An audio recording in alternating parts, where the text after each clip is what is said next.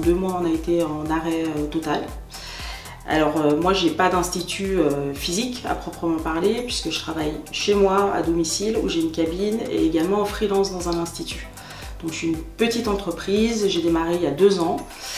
Donc du coup, c'est mon seul revenu et forcément, j'ai été impactée très fortement, je pense comme beaucoup d'entre nous, quoi. Donc on a eu des infos, alors moi je suis le mouvement des esthéticiennes de France, donc c'est vrai qu'on a eu une petite formation sur comment s'adapter justement pour après, alors avec des nouvelles mesures d'hygiène. Bon, moi j'ai la particularité dans mon métier, puisque je suis dermographe, d'avoir déjà des mesures d'hygiène qui sont assez strictes, puisqu'on a le port de masques, de gants, l'asepsie totale, des champs stériles. Donc moi je vois pas, pour moi ça n'a pas vraiment un réel impact supplémentaire, puisque c'est déjà des mesures que j'avais, si ce n'est qu'aujourd'hui on va devoir limiter en fait, on n'accepte plus les accompagnants, les toilettes ne vont plus pouvoir être à disposition, il va falloir effectivement à la mi-journée désinfecter également tout ce qui est plan de travail, etc. Bon, le matériel de toute façon était désinfecté entre chaque client. Là où il y a un impact, c'est aussi financier, c'est au niveau du matériel. Puisque forcément, il y a eu une augmentation au niveau des masques, etc. Et qu'aujourd'hui, on rajoute par-dessus, moi j'ai la totale, sur chaussures, blouses, visières, etc. Et justement, les clients, on en parlait rapidement, ils sont pressés de revenir ?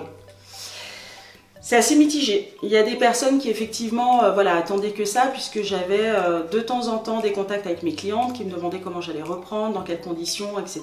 Donc l'agenda se remplit, mais quand même tout doucement.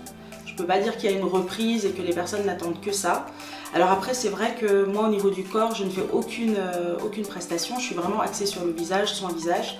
Au niveau du corps, je fais que les épilations. Alors c'est vrai qu'on pourrait penser que du coup, les clientes sont pressées de revenir.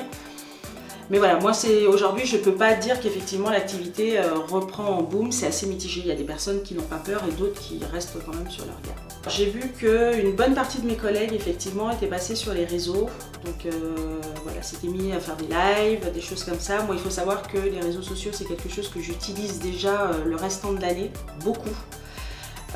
Moi j'ai pris le contre-coup de pas du tout être sur les réseaux justement, donc pour moi, alors je sais pas si je suis la seule dans ce cas-là, mais j'ai vraiment coupé. Donc comment prendre soin de soi chez soi, prendre du temps, mais je pense que là les gens en ont eu du temps et j'espère sincèrement que du coup les femmes en ont profité. Je dis bien les femmes parce que souvent en plus on a tendance à s'oublier puisqu'on s'occupe de la maison, du mari, des enfants. Donc j'espère que tout le monde a pris un petit peu de temps pendant le confinement pour penser à elle.